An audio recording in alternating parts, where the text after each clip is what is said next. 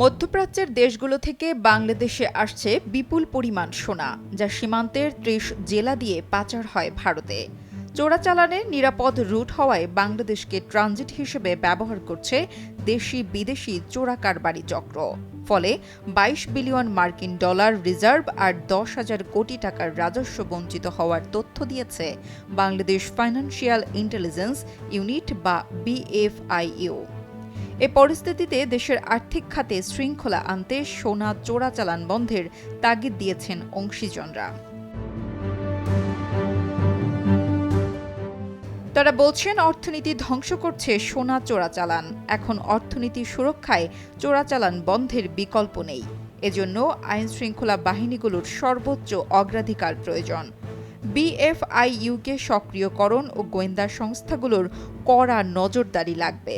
পাশাপাশি চোরাচালান প্রতিরোধে পৃথকভাবে সরকারি মনিটরিং সেল গঠনের দাবি জানিয়েছে বাংলাদেশ জুয়েলার্স অ্যাসোসিয়েশন।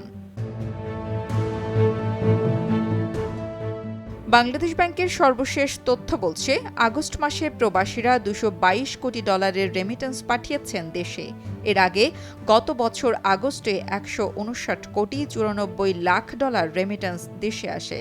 সূত্র বলছে, মধ্যপ্রাচ্য প্রবাসীদের রক্তে ঘামে অর্জিত রেমিটেন্স মার্কিন ডলারের বদলে পাচার হয়ে প্রতিদিন বাংলাদেশে ঢুকছে অবৈধ সোনা হিসেবে। এই সোনার বড় চালান পুনরায় পাচার হয়েছে দেশের স্থল ও নৌপথে অন্য দেশে। এ প্রসঙ্গে ব্যবসায়ীদের শীর্ষ সংগঠন বাংলাদেশ শিল্প ও বণিক সমিতি ফেডারেশন FBCCI এর সাবেক সভাপতি আব্দুল আউয়াল মিন্টু বলেন, রিজার্ভের অর্থ হুন্ডিতে আসার ফলে সোনা চোরাচালান সহ সব ধরনের চোরা কারবারি বেড়ে যায়। আইনশৃঙ্খলা বাহিনীকে সর্বোচ্চ অগ্রাধিকার দিয়ে খতিয়ে দেখতে হবে।